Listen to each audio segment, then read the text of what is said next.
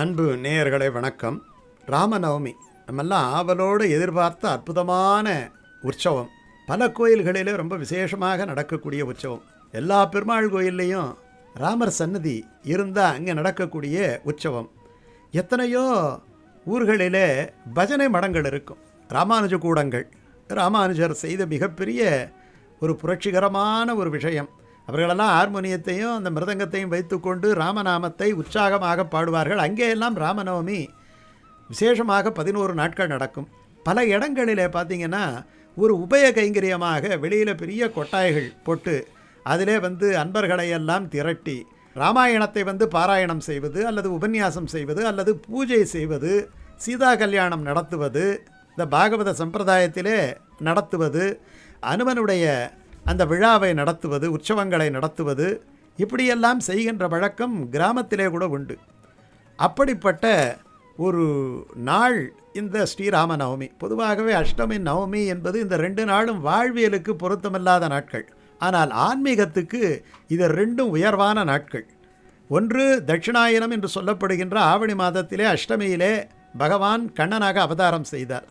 அதே மாதிரி உத்தராயணத்திலே சித்திரை மாதம், அந்த சித்திரை மாதத்திலே நவமியிலே பகவான் ராமனாக அவதாரம் செய்தார். இப்பொழுது நீங்கள் நினைக்கலாம், பங்குனியிலே வருகிறதே சித்திரை மாத நவமி என்று சொல்கிறீர்களே என்று. பொதுவாகவே இந்த விழாக்கள் உற்சவங்கள் எல்லாமே சந்திரனை அடிப்படையாக கொண்டு தான் நடக்கின்றன. சந்திரனை அடிப்படையாக கொண்ட காலக்கணக்கு என்பது ஒரு மாதத்தினுடைய அமாவாசை முடிந்தவுடனே அடுத்த மாதம் பிறந்து விடுகிறது. உதாரணமாக நமக்கு மேஷராசியிலே சூரியன் பிரவேசிக்கக்கூடிய, மேஷராசியிலே அஸ்வினி நட்சத்திரத்திலே முதல் பாகையிலே பிரவேசிக்கக்கூடிய நாள் தான் சித்திரை என்று நம்ம சொல்வோம். ஆனால் பங்குனி மாதம் அமாவாசை முடிந்து சந்திரன் அமாவாசை முடித்து கொண்டு வளர்பிறையாக புறப்படுகிறான். எதை நோக்கி புறப்படுகிறான் என்றால் சித்திரையை நோக்கி புறப்படுகிறான். அதனாலே அந்த மாதத்தை சைத்திர மாதம் என்பார்கள். இதை ரொம்ப அற்புதமாக வால்மீகி பகவான் சைத்திர நவமிக்கே அப்படின்னுட்டு ராமனுடைய அவதாரத்தை சொல்கிறார். சைத்திர மாதத்திலே நவமி என்கிறார். அப்பா பங்குனி அமாவாசை முடிஞ்சிடுச்சு, 9வது நாள் வளர்பிறை நவமி வருகிறது, ராமபிரானுடைய அவதாரம். இது 2 விதமாக கொண்டாடுவார்கள். பல கோயில்களிலே கர்ப்ப உற்சவமாக கொண்டாடுவார்கள். ராமன் பிறந்தான் என்று சொன்னால் அதற்கு முன்னாலேயே அவன் 12 மாதம் வயிற்றிலே இருந்தான் அல்லவா. 12 மாதம் இருந்ததாக சொல்வார்கள். 2 மாதம் தந்தையின் வயிற்றிலும் 10 மாதம் தாயின் வயிற்றிலும் இருந்துதான் ஒரு குழந்தை பிறப்பதாக ஒரு கணக்கு. அந்த அடிப்படையிலே நவமிக்கு முன்னாலேயே தொடங்கி நவமியோடு முடிகின்ற உற்சவமாக சில இடங்களிலே கர்ப்ப உற்சவம் நடக்கும். சில இடங்களிலே நவமி என்று தொடங்கி ஜனன உற்சவம், பிறந்த பிறகு ராமனுடைய அந்த உற்சவமாக நடக்கிறது உண்டு. ராம அவதாரம் என்பது ரொம்ப முக்கியமான அவதாரங்கள். காரணம் என்னன்னா, ராமன் நம்ம வாழ்க்கையினுடைய ஆதர்ச புருஷன். நம்ம ஒருவர் எப்படி வாழ்கிறார் என்று சொன்னால் அவன் ராமனைப் போல வாழ வேண்டும் என்பார்கள். காரணம், ஒழுக்க நெறிக்கு உயர்வானவன், நடத்தையில் நின்றுயர் நாயகன் என்று கம்பன் ராமனை காட்டுகின்றான். எந்த இடத்திலே இருந்தாலும் ஒருவர் தவறு செய்யாதவன், ஒருவன் உத்தம புருஷன், வாக்கு தவறாதவன், ஒரே மனைவியோடு பிறன்மனை நோக்காமல் வாழ்பவன், அப்படி என்று சொன்னால் அறத்தின் பிரகாரம் இருப்பவன், எளியோர்களை காப்பாற்றுகின்றவன், அடைக்கலம் தந்தவர்களை காப்பாற்றுகின்றவன். இவைகளெல்லாம் மிகப்பெரிய ஒழுங்குமுறைகள், வாழ்க்கைக்கான ஒழுங்குமுறைகள். இந்த ஒழுங்குமுறைகளெல்லாம் வாழ்வது கடினம் என்று எல்லோரும் நினைப்பார்கள். நானே உங்களுக்கு உதாரணமாக வாழ்ந்து காட்டுகிறேன் என்று ஒரு அவதாரம் எடுத்தார். அதுதான் ராம அவதாரம். அது சரணாகதி சாஸ்திரம். ராமாயணம் என்பது சரணாகதி சரணாகதி சாஸ்திரம். என்ன நீ யாருக்கும் பயப்பட வேண்டியதில்லை, ஒழுங்குமுறையோடு நடந்துகள், ஒழுக்கமாக நடந்துகள், பிறரிடம் நீ ஈவு இரக்கத்தோடு நடந்துகள், அன்போடு நடந்துகள், கொடுத்த வாக்கை மீறாதே, எல்லாம் இறைவன் எம் ராமன் பார்த்து கொள்வான் என்று அவனிடத்திலே அந்த பொறுப்பை ஒப்படைத்துவிட்டு நிம்மதியாக வாழ், எல்லாம் என் தலைவன் ராமன் என்று அவனையே நினைத்து அவனிடம் சரணாகதி செய்துவிட்டு, இந்த சரணாகதியிலே அதுவும் 10 முறை சரணாகதி செய்ய வேண்டியதில்லை, ஒரே ஒரு முறை சரணாகதி செய்துவிட்டால், நான் என்னுடைய தம்பியை கைவிடுவேன், என்னுடைய மனைவியை கைவிடுவேன், என்னுடைய உற்றம் சுற்றத்தாரை கைவிடுவேன், எல்லோரையும் கைவிடுவேன், ஆனால் என்னுடைய திருவடிகளிலே சரணமடைந்தவர்களை கைவிட மாட்டேன் என்று சொன்னவன் ராமன். அப்படிப்பட்ட ராமனை விட அவனுடைய திருநாமம் உயர்வு என்பதுதான் ராமநவமியினுடைய மிக முக்கியமான விஷயம். எல்லா சுவாமிகளுக்கும் நிறைய அக்ஷரங்கள் இருக்குது. 32 அக்ஷரங்கள் இருக்குது, 16 அக்ஷரங்கள் இருக்குது. அதே மாதிரி 8 அக்ஷரங்கள் இருக்குது அஷ்டாட்சரம், 6 அக்ஷரங்கள் இருக்குது சடாட்சரம், 5 அக்ஷரங்கள் இருக்குது பஞ்சாட்சரம். ஆனால் 2 எழுத்து, அந்த 2 எழுத்து இருக்கக்கூடிய ஒரு அற்புதம் ராமநாமத்துக்கு உண்டு.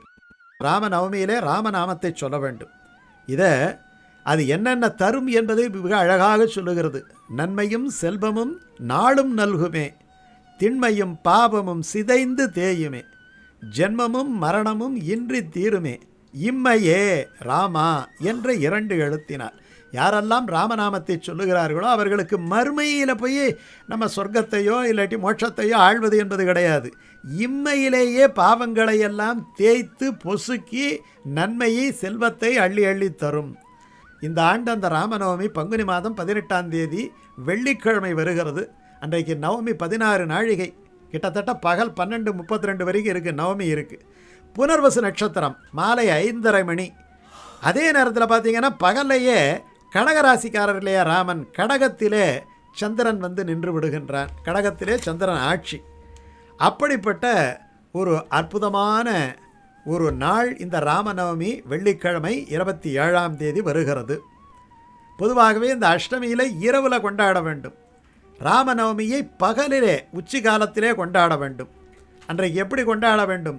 ராமருடைய படம் வீட்டிலே இருந்தால் ராமருடைய படமோ சால கிராமமோ அல்லது சின்ன விக்கிரகங்களோ, இது பட்டாபிஷேக ராமர் கோலத்திலே இருந்தாலும் சரி, சீதாராமரோடு இருந்தாலும் சரி, அந்த படத்தை வைத்து ஒரு பீடத்திலே வைத்து அதுக்கு அலங்காரங்கள் எல்லாம் பண்ணி சின்னதாக வாழைக்கன்றுகள் கட்டி மாவிலை தோரணங்களை கட்டி அலங்கரித்து மஞ்சள் குங்குமம் சந்தனம் அக்ஷதைகளை எல்லாம் வைத்து தூபதீபங்கள் ஏற்றி குத்து விளக்கு ஏற்றி வைத்து வழக்கமாக ஒரு சுவாமிக்கு எப்படியெல்லாம் நம்ம நல்ல நாளை கொண்டாடுவோமோ அப்படி எல்லாவற்றையும் செய்து தூய மலர்களாலே அவனை பூஜிக்க வேண்டும்.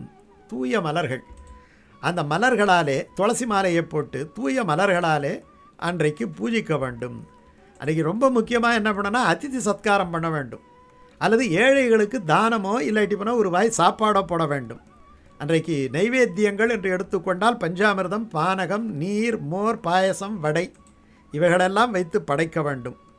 சிலர் என்ன பண்ணுவாங்கன்னா, மறுநாள் அன்றைக்கு படைத்து விட்டு அந்த பிரசாதங்களை எல்லாம் ஸ்வீகரித்து அடுத்த நாள் புனர்பூஜை செய்து ராமாயண பட்டாபிஷேகத்தை படித்து அன்றைக்கு அந்த ராமநவமி உற்சவத்தை தசமி என்று நிறைவு செய்யும் வழக்கம் சிலருக்கு உண்டு. எப்படி வழக்கமோ அப்படி வழக்கம். இதில் காஞ்சி மகா சுவாமிகள் இதில் இளைஞர்களும் சிறுவர்களும் ஈடுபட வேண்டும் என்று அந்த காலத்திலே ஒரு வழிமுறை சொல்லுகிறார்கள். ஒரு இடத்துல எல்லாரும் புறப்பட்டு ராமநாம பஜனை செய்து கொண்டு அல்லட்டி ராமஜெயமாவது சொல்லிக்கொண்டு அவர்கள் என்ன தெருவில் இருக்கிறார்களோ அந்த தெரு அல்லது சில வீதிகள், இந்த நண்பர்களெல்லாம் இருக்கக்கூடிய வீதிகள், இதையெல்லாம் அவர்கள் வலமாக வந்து ஒரு குறிப்பிட்ட இடத்திலே ஒரு பஜனை மடமோ இல்லாட்டி ஒரு கோயிலோ அந்த இடத்திலே ஒன்றாக கூடி சுவாமிக்கு பூஜை செய்து நிவேதன பிரசாதத்தை எல்லாரும் உட்கொள்ள வேண்டும், குறிப்பாக பானகம் உட்கொள்ள வேண்டும் என்று அவர் ஒரு வரைமுறையை வகுத்து தந்திருக்கிறார். அன்றைக்கு நம்ம ஸ்ரீராமஜெயம் சொல்லலாம், ஸ்ரீராமஜெயம் எழுதலாம்.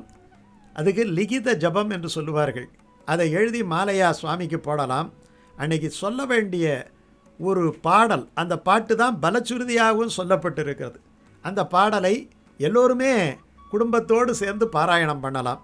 நாடிய பொருள் கைகூடும், ஞானமும் புகழும் உண்டாம், வீடியல் வழி அது ஆக்கும், வேரியம் கமலை நோக்கும், நீடிய அரக்கர் சேனை நீருபட்டு அழிய வாகை, சூடிய சிலை இராமன் தோள் வலி கூறுவார்க்கே. ஜெய ஜெயராமா என்றால் ராமனுக்கு வெற்றி என்ற அர்த்தம் இந்த ராமத்துக்கு. அப்படி ராமனுடைய தோள் வலியை யாரெல்லாம் சொல்லுகின்றார்களோ அவர்கள் என்ன பொருளை நாடுகிறார்களோ அவர்கள் கைக்கு தானாக வரும். ஞானம் உண்டு, ஞானத்தினாலாக கிடைக்கக்கூடிய புகழ் உண்டு. வீடியல் வழியதாக்கும், மோட்சத்துக்கு வழி தானாகவே திறந்துவிடும். அந்த வழி போக முடியாத வழியாக இருந்தாலும் அந்த வழியை திறந்துவிடும். வேரியம் கமலை நோக்கும். யார்? மகாலட்சுமி பார்வை. மகாலட்சுமியுடைய பார்வை எங்கெல்லாம் படுகிறதோ அதெல்லாம் பொன்னாக பூவாக மலர்ந்தன என்பார்கள். அவளுடைய கடாட்சம் கிடைக்கும். எப்போ? பெரிய சேனை, நீடிய அரக்கர் சேனை நீருபட்டு அழிய, ஒரு பெரிய சாம்பலாக போகும்படியாக அழிந்து போகும்படியாக செய்து வெற்றி மாலை வாகை சூடிய, வாகை சூடியன வெற்றி மாலை சூடிய சிலை ராமன். சிலை ராமன்னா என்ன? சிலை என்ன? சிலை என்பது வில். அந்த வில்லை வைத்துக்கொண்டு போர்க்களத்திலே வெற்றி சூடிய ராமனுடைய தோள்வலி புஜ பல பராக்கிரமத்தை யாரெல்லாம் ஜெய் ஸ்ரீராமா ஜெய் ஸ்ரீராமா என்று சொல்லுகின்றார்களோ அவர்களுக்கு இவை அத்தனையும் கிடைக்கும். ஆகையினாலே ஜெய ஜெயராமா ஜெய் ஸ்ரீராமா என்று சொல்லியோ, ராம ஜெயத்தை சொல்லியோ, அல்லது ராம ஜெயம் என்று லிகித ஜபம் செய்தோ அன்றைய பூஜையை நாம் நிறைவு செய்யலாம். ராமநவமியை விசேஷமாக கொண்டாடலாம். எல்லாரும் கொண்டாட வேண்டிய ஒரு இனிமையான பண்டிகை இந்த ராமநவமி.